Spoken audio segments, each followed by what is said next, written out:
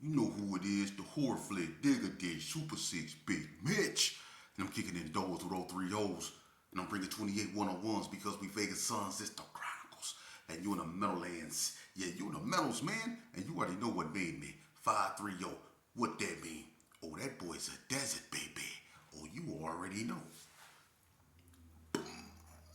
Hubba Dub Scrub, 22-inch gold Dana Danes, and Big Bolo Yang. Yeah, he can never be on my claims, man. Welcome to Vegas Chronicles with the whole Super 6, Mr. Digger. There's Big Mitch, and today, like any other day, y'all already know what we do. Come on out. We kick actual vegetables with no additives, no preservatives, just raw and uncut like what? Like summer sausages and crackers. You already know. Shout out to everybody that's been rocking with my platform, man. Brick by brick, we building it, baby. Rome wasn't built overnight, but we building it straight up. Shout out to everybody that's been giving me the encouragement to continue doing what I'm doing, man. I really appreciate y'all, man. I got a bunch of cameras, a bunch of equipment. I just got to put it up and get it together, man. Shout out to Quan, Gorilla Cross. I look forward to working with you, man. We go get together, man, and do what we do, man. But let's get right off into it. Today, man, I want to talk to y'all about something, man. Unfortunately, man, I hate to be the bearer of bad news, but it's like this is being our golden oldies every time I come to y'all, somebody that left us. But I want to send my deepest condolences to, OG Kiki, Paru Kiki, Keith James. You know what I mean?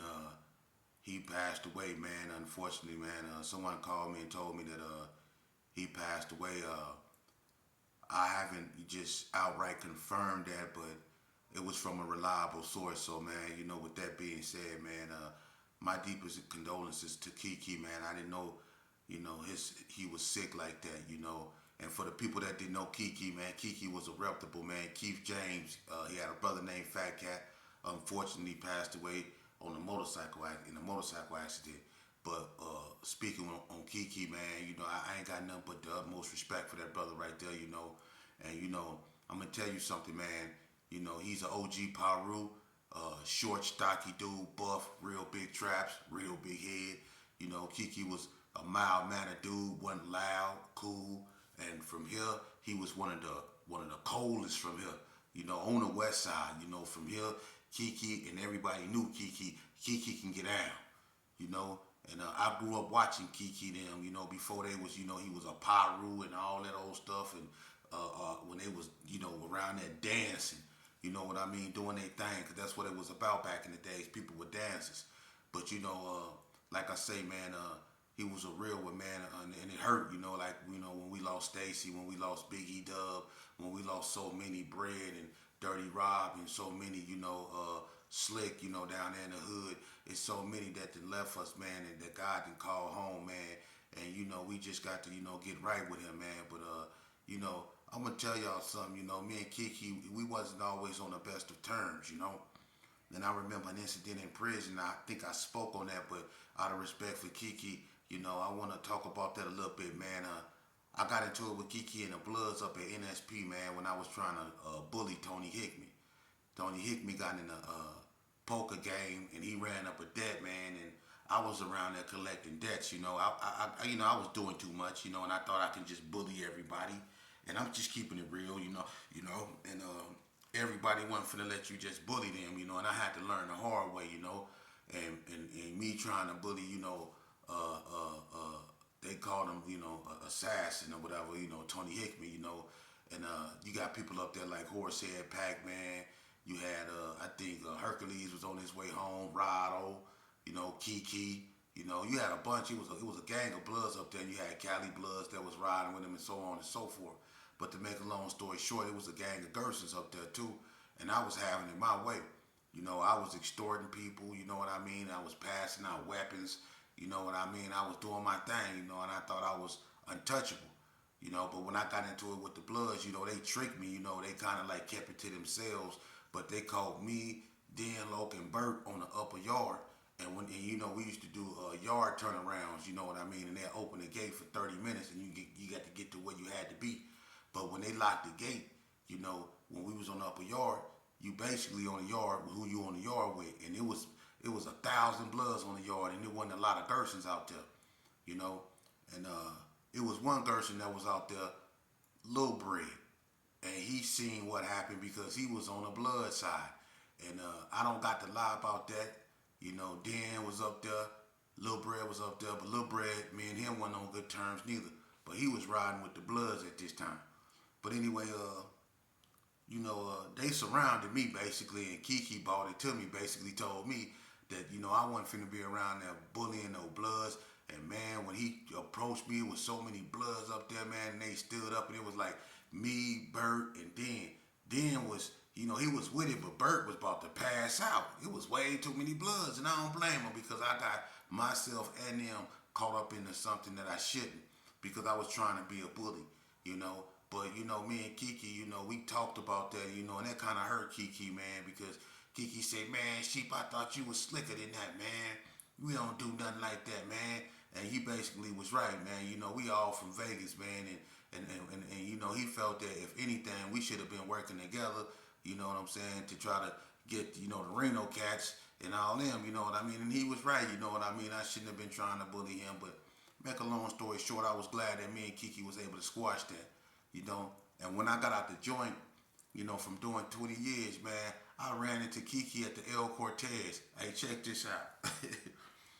I was with I got a cousin named Ashley, my auntie Tammy daughter, and she had a boyfriend named Lil G. Little dude claimed Gerson, like nice little cat. So we decided to go downtown one night, right? And we was down there trying to do our thing, you know what I mean? And we went to the El Cortez because they said it'd be popping up in there. So we go up in El Cortez. We walking around up in there. I'm brand new. I'm fresh up out the joint, so I'm kind of annoyed. You know what I mean? And I'm real big, so everybody's staring at me, right? So I'm like, man, I'm trying to get up out of here, man. I'm big, glasses, little, you know what I mean? So I'm like, I'm trying to get up out of here, right? So I see this one cat I run into, right? I kind of bumped into him, and when he turned around, he had on a brim, but he was just standing there, and I was trying to go out the other door. And when I walked by him, I hit him, boom, and he turned around, and it was Kiki. And Kiki was like, Sheep. And I look, and he like, man, when you get out? And we start, chopping it up, right? And, I hugged him and stuff, man, and I'm like, man, I'm fresh out, man, I'm trying to do my thing, man, where it be popping at, show me where it be popping at, you know what I'm saying, and I'm gonna look out for you. So we picked Kiki up, we put Kiki in the car, right? Kiki got on a brim, and Kiki was telling me, he lost his brother, man, and that's when I found out, Fat Cat had passed. And this was like in 2012, right? So Kiki's sitting in the car, and he got his head down like this here. And I'm sitting there and I'm talking to him like, man, you heard from, Troll, EO. I'm asking him if he heard from all the people that we was up in NSP with, and he not really saying that. He just got his head down like this here. And we just rolling, right? And so I'm like, dang, you know what I mean? But he keep telling us to, go up the street, go up 15th and Fremont, and he go show us where the spots where it be cracking, right? So we going up to 15th and Fremont. I give him a little something, you know what I'm saying? Because I'm trying to, talk to him, and he don't seem like he want to talk. So when I give him a little something, Kiki put his head down like this here. Then all of a sudden he lift up, and he said, and blew a big ass cloud in the car. The car was going, look, I'm all out the window like this. My head off the window. He blew a big ass cloud in the cloud. I'm talking about we was mad. We almost ready. We had to pull over, man. Hey, Kiki, man, I'm gonna holler at you, homie, man. I love you. He was out of line for that, man. But he blew a big ass cloud in the car, man. I love Kiki. I know when he come from here, Kiki is original, man. But like I say, we all go through what we all go through. I ain't got nothing but love for him, man. And that was a G that I consider my OG, because when I got out of pocket, he chastised me, and he did that. When he talked to me, he told me how much he loved my father, how much he loved me, and he considered me one of his little homeboys, man. And he didn't want that for me, man. And if I would have listened to Kiki, I wouldn't have ended up in Ely, But rest in peace to Kiki, man, Keith James. You gonna be dearly missed, man. And my condolences to him, to his family. we really lose it, man. And it just got to be a wake up call for a lot of people, man. God calling the original ones home, man. And pretty soon it ain't gonna be no more left, man. But shout out to him, man. He gonna be dearly missed, man. But let's move on, man. I want to talk to y'all about something today, man. I was sitting back and I was talking to my girl, and I was telling her about a story about it was me, and this happened in Indian Springs. It was me, Easy Money, Leetrick from West Coast Blood, and Gangsta Rob. We all stayed in Unit 6 in Indian Springs just back in the 90s, back in 90, I think 97, 98, somewhere up in there, 96. But we used to be a crew. Me and Easy Money, we stayed next door to each other down A Wing, and Gangsta stayed down C Wing. And me and I stayed next door to Easy and Leetrick, and they stayed across from Bankroll Bob and Red Rum. Gangsta Rob had a celly. His name Ted. He was from Chicago. He stayed down in the other wing with Gangsta, right? But we was a crew. The reason why we came together is because Gangsta was messing with this Picer, right? His name was Juan, and Juan was Juan was connected, and Juan was hitting for the Picers. Every time Juan go out, Juan make sure he look out for the Picers, and the Picers had all that dog food. They had all the hair really on the yard, right? And that was Gangsta them. That's they drug. They liked that. It was a lot of OGs on the yard that still was messing with that hair really. And if anybody don't know what that hair really is, that's that dog food, that smack, that tar. You know what it is. You know what I'm talking about. But anyway, so what happened was Juan, he was like the honcho of the Picers, but he was just the one that was bringing in all the drugs. So they protected him. And he was going home. So, him and Gangsta, because Gangsta was going and doing his thing, and he was doing business with the Picers. The Serenos, the Southsiders don't do business with blacks. They was back then. But the Picers, they always did business with blacks. So Gangsta was going doing business with Juan a lot, right? So Juan came to Gangsta one day because Juan seen that Gangsta had a lot of power, and he was like Gangsta was like the honcho of the Gersons. So Juan kind of respected that, and he seen Gangsta had a big army. The Gersons was probably the deepest on the yard. They always the deepest. It's a lot of Gersons, man, because it's dudes that ain't never seen the Gersons, that ain't even from the state of Nevada, that claim Gerson. I'm gonna just keep it real with you. Out of 150 Gersons, only probably 70 is actually from over there. I'm keeping it real. A lot of them be add-ons, recruits, or just straight from Busterville. But they claim Gerson because claiming Gerson was a popular trend back in the days. Claiming Gerson was the thing to do. Everybody wanted to be a Gerson when they came to prison for some reason. But anyway, so Juan liked it that Gangsta had a bunch of dudes claiming Gerson, right? I mean, that was a bunch of Gersons.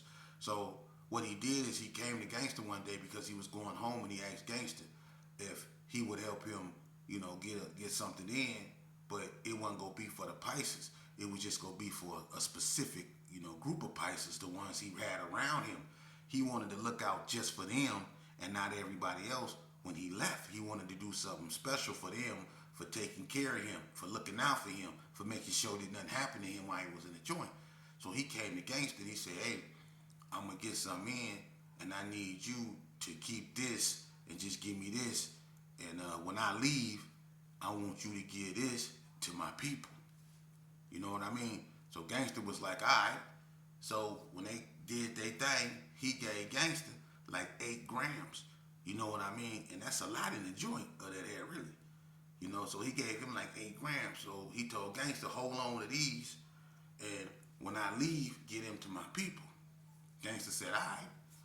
So when he left, Gangsta called us to the room. It's me, Leetrick, Gangsta, and Gangsta Selly. Gangsta show us what he had. He gave each one of us a gram apiece, right? And him and Ted, they kept it. He called all the people that messed with that stuff in the room. They had a party that night. Everybody in there was itching and scratching and blah, doing all of those stuff, right? On there, really nodding off, doing all of those stuff, right? So when Juan go home, one of the head honchos from the Pisces come to Gangsta room. One of the ones that knew that Gangsta had what he had, that one left. So he come up there, he asked Gangsta what it was. You know, him and Gangsta get into it because basically Gangsta say one didn't give him nothing. But Gangsta then took it and he didn't pass it out to everybody and kept what he was gonna keep. So he was basically telling them, you ain't got nothing coming. Once one left, that was on me. So the essay, he ain't the Pisces, he ain't trying to hear that. So him and Gangsta have words. So Gangsta come tell us, everybody that had something to do with it, because we kept it amongst us. You know, I was on the yard, I was doing my thing, I was having it. You know what I mean? So we come together, we all in Gangsta room, me, Leatrick, Easy, Ted, we talking, woo, talking about he got one more time to come up over here and ask us about anything, and we go smash it, right?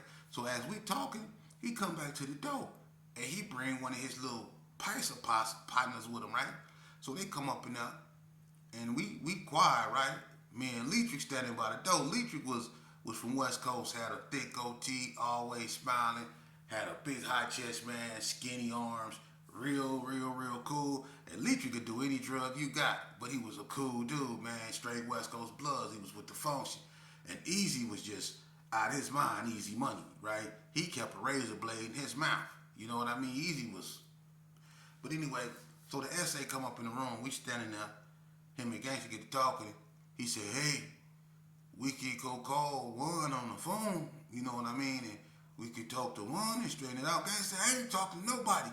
And Gangsta told him straight up, get your bean eating ass out of my room, right? So him and the essay get to arguing. Leatrick fired on the essay. Boom, he fired on the Pisces. This one of the Pisces honchos. Leatrick, boom. So Easy fired on him. Boom. So I fired on him. Boom. We got the maxing, man. We got the maxing him and his little partner out up in the room, right? Even Ted, Gangsta Rob Selly. We whooping them. You know what I mean? I mean, listen, we was putting it on them, right? And we put it on them thick. The one that came up in there first, the supposed to be honcho, he got it the worst. Me, Leatrick, and then we put him all in. You know what I mean? So now it's a situation. You know, we done smashed the pipes. It's blood everywhere, right? So now everybody grouping up. But the catch is this. The Pisces want to know what's going on. Now they got to tell the Pisces that one did something that he wasn't supposed to do by bringing them in something that the other Pisces didn't know about. So if they tell them that, then they really go get it. You see? So they had to come up to with a reason why they leaking. You know what I mean? And why the blacks smashed them. You know? So, but in here, honcho, you know what I mean? So, but he couldn't tell them, hey, look, we tried to do something behind y'all back with the blacks, and the blacks took our package. He couldn't tell his people that. It wouldn't have ended well. So I don't know what he told his people and what happened, you know what I mean? But it was stalled, you know what I mean? It didn't go nowhere because everybody was ready to take flight, you know? But it didn't go nowhere, you know what I mean? They got smashed, that was that, you know what I mean? We kept what we kept, you know, and that was water under the bridge, you know? But what happened was, you know, karma. It must have been something them Pisces knew about that. Because I'm going to tell you something. You know, Gangsta, you know, he had a problem, man, and I'm going to tell y'all something. Y'all ever wonder what a term I got to take a gangster come from? I bet you a bunch of y'all don't know why y'all even say that, huh? When you have to use the bathroom, you start holding your say, man, I got to go take a gangster. Y'all don't even know where that come from, man. That's a prison term, and I'm going to tell you where it come from, bruh. It was a situation that happened on NNCC yard, and I'm going to get back to the situation with, you know, what happened with the essays and the Haredi. But it was a situation at NNCC yard, and this happened back in 1990, I think, 95. But anyway, I stayed in the unit with Gangsta Rob, Wayne, and Slow. Alright? Slow used to steal morphine from the infirmary. Alright? And he steal morphine pills. And him, Gangsta, and Wayne used to stay in the Gerson. Wayne used to be knock needed. Well, he used to be 300 pounds. But Wayne, all of them was sick. Their blood was messed up. So they used to steal, you know, morphine, and they used to shoot it up, do their thing, right? So one day, I came, because when I got blasted, they moved me down the wing, so I'm down the medical wing, because I got stabbed in the eye, you know what I mean? So I'm down the wing with them. So one day I go down the wing and I was looking for Gangsta. I go to his room. He wasn't in his room, so I went to every room he up in, and he was in slow room. They had the flap halfway up, so I kicked the door. And when Gangsta came out, Gangsta looked at me. I guess he done too much of that stuff, because he said, "Man, I'm right." So I was like, "Man, you need to go lay down, man."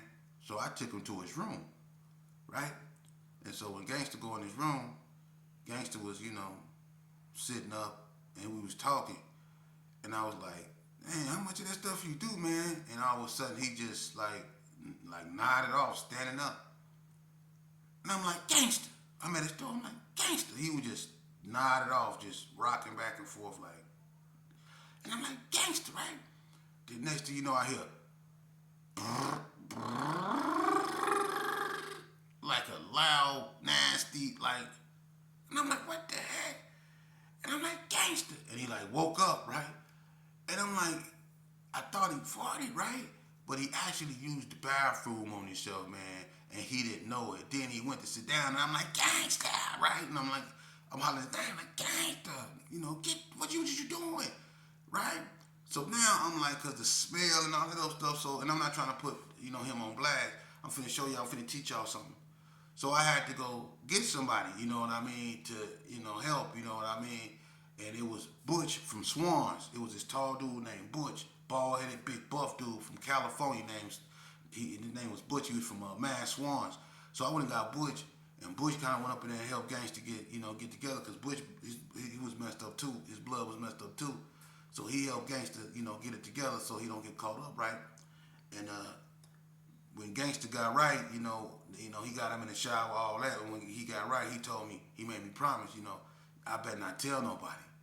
You know what I mean? Because that was a vulnerable situation he found himself in, and I'm pretty sure he wouldn't want nobody to know about that. But I told him, I ain't gonna tell nobody, you know what I'm saying, but I couldn't keep it to myself. And me, Lil Bread, Trip, Couchhead, and people like that, I kind of told him, Gangsta kind of, he boo-booed on himself, you know what I mean? But I ain't say that. I said he idiot on himself, you know what I mean? So me, Lil Bread and stuff like that, where we used to make fun of Gangsta without him knowing, and we used to be like, "Hey, you know what I'm saying? She, where you finna go, man? Finna go take a Gangsta." That's where that come from. Yeah. Now, and I dare anybody to prove me wrong. When people say, "Man, I gotta take a gang," that's where that come from, man. NNCC 1995. I had a big homie up there, man, that accidentally used the bathroom on himself, messing with that stuff, man. And that's where people start saying, "Man, I gotta go take a gangster." Where did the term come from? Can't nobody tell me where that term come from. I promise you they can't. They don't even know why they saying it. People be out here saying, "Man, I gotta go take me a gangster," and people don't even know why. Why do I say that? Because it's a trend. It had to come from somewhere. Did somebody wake up one morning and say, "Man, I gotta go take me a gangster"? That don't even make sense. Because everybody say that. 6-0 say that in their neighborhood. But you didn't hear 6-0 say, "Man, I gotta go take a gangster." Everybody say that, man. That was a prison terminology. They're not pinpointed where it started, bruh. But back to the other story I was telling y'all about. But anyway, after we get the essays for the head really, right?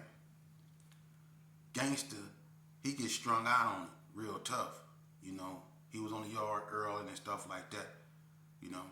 So as time went on, you know what I mean, we kept doing what we doing, and Gangster ended up going to camp. Leatrick ended up getting out. Ted ended up going home.